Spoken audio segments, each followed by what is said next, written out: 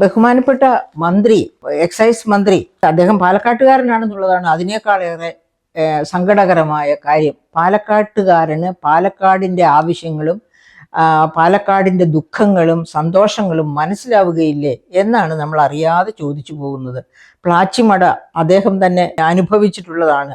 അപ്പൊ അങ്ങനെയൊക്കെയുള്ള ഒരു കാലഘട്ടത്തിൽ അദ്ദേഹം എന്താ പറയുന്നത്, 3 വർഷം കൊണ്ട് രജിസ്ട്രേഷൻ എടുത്താൽ മതി എന്നൊക്കെയാണ് പറയുന്നത്. അപ്പം അദ്ദേഹം, അതായത് വാട്ടർ അതോറിറ്റിയോട് തന്നെ ഇവർക്ക് ഇവിടെ ഇങ്ങനെ ഒരു ബ്രൂവറി തുടങ്ങുന്നു, പാലക്കാട് എലപ്പുള്ളിയിൽ ഒരു ബ്രൂവറി തുടങ്ങുന്നു, എന്തിനു വേണ്ടിയാണ് പറഞ്ഞത്? അത് പൊതുമേഖല എണ്ണ കമ്പനികൾക്ക് എത്തനോൾ കൊടുക്കാൻ വേണ്ടിയാണ് ഇങ്ങനെ ഒരു കമ്പനി തുടങ്ങുന്നത്. അപ്പോൾ അത് വളരെ എസെൻഷ്യൽ ആണ്, അതുകൊണ്ട് തന്നെ വെള്ളം കൊടുത്തേ പറ്റൂ എന്ന രീതിയിൽ പിന്നെ വാട്ടർ അതോറിറ്റിയുടെ അടുത്ത് പറഞ്ഞ് ധരിപ്പിച്ചാണ് അവരുടെ അടുത്തു നിന്നുള്ള പെർമിഷൻ ഈ മന്ത്രി വാങ്ങിക്കുന്നത്.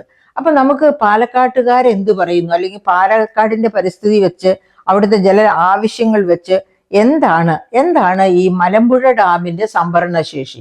മലമ്പുഴയുടെ ഡാമിനെ ആശ്രയിച്ചാണ് പാലക്കാട്, തൃശ്ശൂര് മേഖലകളിലൊക്കെ കൃഷി നിലകൊള്ളുന്നത്. അപ്പൊ പാലക്കാട് പ്രത്യേകിച്ചും മലമ്പുഴ ഡാമിന്റെ സംഭരണശേഷി എത്രയുണ്ടെന്നൊന്ന് നോക്കാം.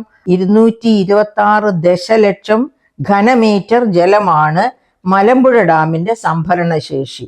അപ്പോ ഇനി ഒരു മാസം ശുദ്ധജല വിതരണത്തിനായിട്ട് എത്ര ഘനമീറ്റർ ജലം ആവശ്യമുണ്ട്?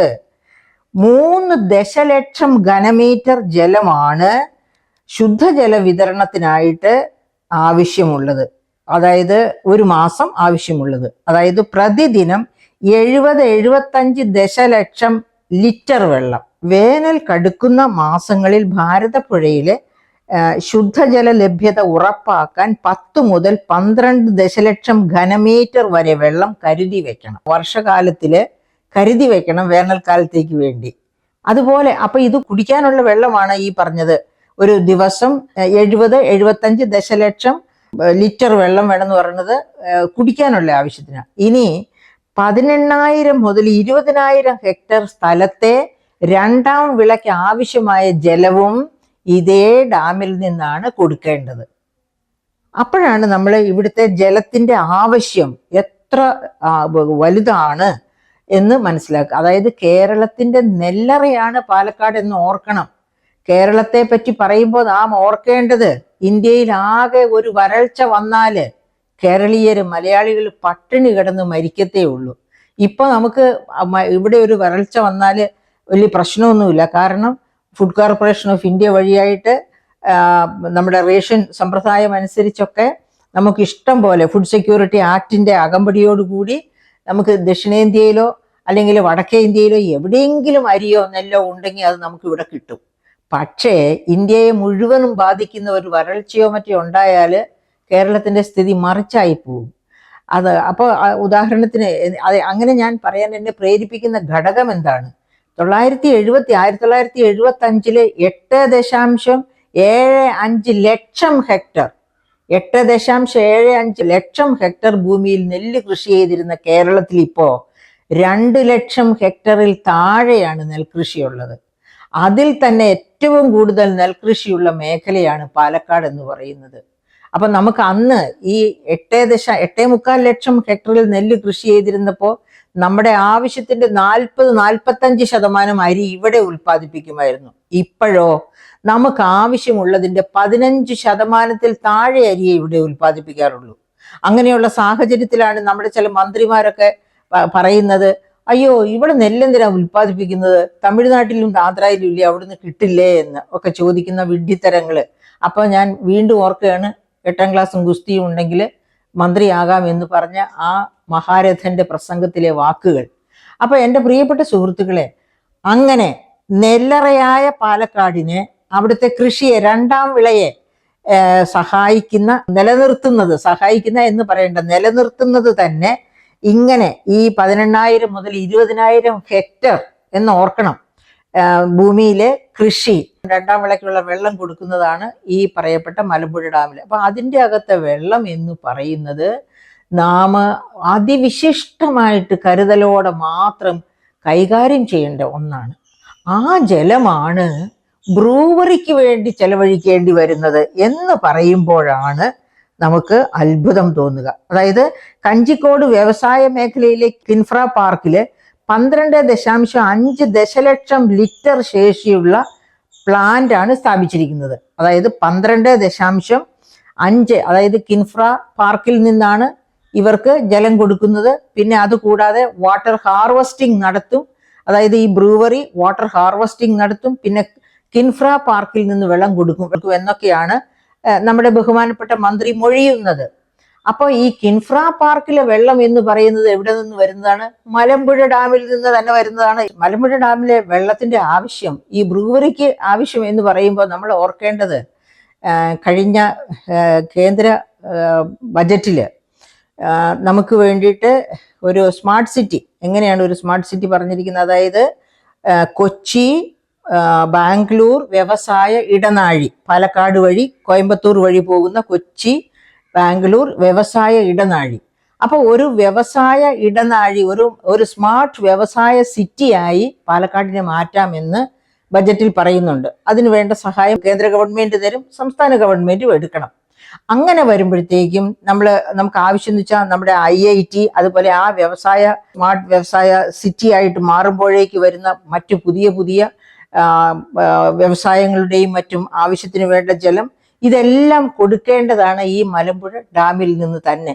അപ്പോൾ ഒരു വ്യവസായ നഗരമായി പാലക്കാട് മാറി വരുമ്പോഴേക്ക് അവിടെ വരേണ്ട ഏറ്റവും പ്രധാനപ്പെട്ട വ്യവസായം ബ്രൂവറിയാണോ? അത് നമ്മൾ ആലോചിക്കണം. നമുക്ക് അതിനേക്കാൾ പ്രധാനപ്പെട്ട വ്യവസായങ്ങളൊന്നും ആവശ്യമില്ലേ? വരാനുള്ള സാധ്യതയില്ലേ? ഈ ഭൂമി ബ്രൂവറിക്ക് വേണ്ടി കൊടുത്തു കഴിഞ്ഞാൽ 40 ഏക്കർ ഭൂമി ബ്രൂവറിക്ക് വേണ്ടി കൈമാറുന്ന ഭൂമി വളരെ സ്കേഴ്സ് ആയിട്ടുള്ള കേരളത്തിലാണ് ഇങ്ങനെ ഒന്ന് സംഭവിക്കുന്നത്.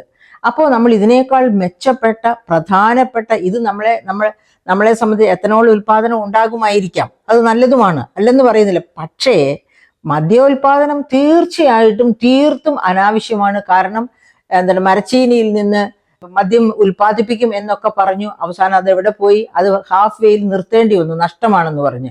അതൊക്കെ പോകട്ടെ, കഴിഞ്ഞ വർഷം കേരളത്തിൽ സംഭവിച്ചത് എന്താണെന്നൊന്ന് ആലോചിച്ചാൽ മതി. ബജറ്റില് മദ്യത്തിന്റെ വില അങ്ങേയറ്റം ഉയർത്തി, മറ്റെല്ലാ സംസ്ഥാനത്തെക്കാളും മദ്യവില കേരളത്തിൽ ഉയർന്നു നിൽക്കുകയാണ്. അവസാനം എന്തു വേണ്ടി വന്നു? മദ്യം ഡിസ്കൗണ്ട് സെയിൽ നടത്തേണ്ടി വന്നു. അങ്ങനെയുള്ള ഒരു സംസ്ഥാനത്താണ് പുതുതായിട്ട് ഒരു യൂണിറ്റ് കൊണ്ടുവന്ന് മദ്യം ഉൽപ്പാദിപ്പിക്കാൻ പോകുന്നത്. ഓക്കെ, അവരത് കയറ്റുമതി ചെയ്യുമായിരിക്കും, അല്ലെങ്കിൽ മറ്റ് സംസ്ഥാനങ്ങളിലേക്ക് കൊണ്ടുപോകുമായിരിക്കും. അങ്ങനെയാണെങ്കിൽ ആ മറ്റ് സംസ്ഥാനങ്ങളിൽ എവിടെയെങ്കിലും ഒയാസിസ് പോയി ബ്രൂവറി തുടങ്ങിക്കോട്ടെ. ജലലഭ്യത കുറവുള്ള എലപ്പുള്ളി പഞ്ചായത്തിൽ തന്നെ ഈ ബ്രൂവറി യൂണിറ്റ് തുടങ്ങണമെന്ന് എന്താണ് ഇത്ര നിർബന്ധം? ആരോടോ വാശി തീർക്കുന്നത് പോലെ, ആരെയോ കുടിച്ച് കുളിപ്പിച്ചു കിടത്തുന്ന അവസ്ഥയിലേക്ക് ഇവിടുത്തെ ജനങ്ങളെ മാറ്റണമെന്ന് ഗവൺമെന്റിന് നിർബന്ധമുള്ളതുപോലെയാണ് നമുക്കിത് കേൾക്കുമ്പോൾ തോന്നുക. ഇതുപോലെ തന്നെയാണ് പണ്ട് കൊക്കക്കോള കമ്പനി കേരളത്തിൽ വന്നത്. ജല അതോറിറ്റി വഴിയും ജലസംഭരണി വഴിയും ജലം എടുക്കുമെന്നാണ് ഇപ്പോൾ ഇവിടെ ഒയാസിസ് ബ്രൂവറി പറയുന്നത്. ഇതേ ആർഗ്യുമെന്റ് കൊണ്ട് തന്നെയാണ് പ്ലാച്ചിമടയില് കൊക്കക്കോള കമ്പനിയും വന്നത്. അവര് ഇഷ്ടം പോലെ കുഴൽ കിണർ കുത്തി ഇഷ്ടം പോലെ ജലം സംഭരിച്ചു കൊക്കക്കോള കമ്പനി. അങ്ങനെയാണ് ജലദൗർലഭ്യം കൊണ്ട് പ്ലാച്ചിമടക്കാര് മാത്രമൊന്നുമല്ല, കേരളം മുഴുവൻ ഉണ്ടായിരുന്നു പ്ലാച്ചിമടയുടെ ഒപ്പം അവരെ ഇവിടെ നിന്ന് കെട്ടുകെട്ടിക്കാനായിട്ട്. ആ അനുഭവമൊക്കെ കിടക്കെയാണ് ഒയാസിസ് വീണ്ടും ഇങ്ങോട്ട് വരുന്നത്. കാരണം അവർക്കറിയാം ഈ പറയപ്പെട്ട സമരങ്ങളെയൊക്കെ അതിജീവിക്കത്തക്ക രീതിയിൽ ആരോരും അറിയാതെ വെള്ളം എങ്ങനെ സംഭരിക്കണം, എങ്ങനെ ഉപയോഗപ്പെടുത്തണം എന്നൊക്കെ, എങ്ങനെ ലാഭം കൊയ്യണം എന്നൊക്കെ ഇവർ തമ്മിൽ ഒരു അറേഞ്ച്മെന്റ് ഉണ്ട്. ആ അഡ്ജസ്റ്റ്മെന്റിന്റെ ബേസിസിലാണ് ഈ ഒരു കമ്പനി ഇവിടുത്തെ വെള്ളത്തിന്റെ രൂക്ഷമായ പ്രശ്നങ്ങളൊക്കെ അവർ ഇതിനകം മനസ്സിലാക്കിയിട്ടുണ്ടാവും. കാരണം ഒരു വ്യവസായി വരുമ്പോൾ ആ വ്യവസായത്തിന്റെ എല്ലാ ഉള്ളുകള്ളികളും മനസ്സിലാക്കിയിട്ട് ഒരു സ്ഥലത്ത്, അതായത് ബുദ്ധിമാനായ വ്യവസായി തുടങ്ങാൻ വരുള്ളൂ. അപ്പം ഇവിടുത്തെ ഈ സാധ്യതകളും ഈ ബുദ്ധിമുട്ടുകളും എല്ലാം മനസ്സിലാക്കിക്കൊണ്ട് വരാനിരിക്കുന്ന ആ ഇടനാഴി, അതുപോലെ വളരാനിരിക്കുന്ന ഒരു പാലക്കാട് എന്ന നഗരം, അതിനെയൊക്കെ ചുറ്റിപ്പറ്റി ഏതൊക്കെ തരത്തിൽ ലാഭം കൊയ്യാം എന്നൊക്കെ മനസ്സിലാക്കി ഒക്കെയാണ് ഇങ്ങനെ ഒരു ഇതുമായിട്ടും മുൻപോട്ട് വന്നിരിക്കുന്നത്, ഇങ്ങനെ ഒരു പദ്ധതിയുമായിട്ട് മുൻപോട്ട് വന്നിരിക്കുന്നത്. പക്ഷേ പാലക്കാടെ പ്രിയപ്പെട്ട ജനങ്ങളെ ഒരു കാരണവശാലും ഈ കമ്പനിക്ക് കുട പിടിച്ചു കൊടുക്കരുത്. പഞ്ചായത്തിന്റെ കൂടെ സകല ജനങ്ങളും, അതായത് നിങ്ങൾ ജാതി ഏത് രാഷ്ട്രീയമേത് എന്നൊന്നും നോക്കാതെ ഒറ്റക്കെട്ടായി നിന്ന് ഈ ബ്രൂവറി ബിസിനസ്സിനെ തകർക്കണം. ആ തകർക്കലിൻ്റെ കൂടെ കേരളത്തിലെ സദ്ബുദ്ധിയുള്ള സകല മനുഷ്യരും നിങ്ങളോടൊപ്പം, നിങ്ങളോട് കൈകോർത്ത് കൂടെ നിൽക്കുമെന്ന് തന്നെ ഞാൻ പൂർണ്ണമായും വിശ്വസിക്കുകയാണ്.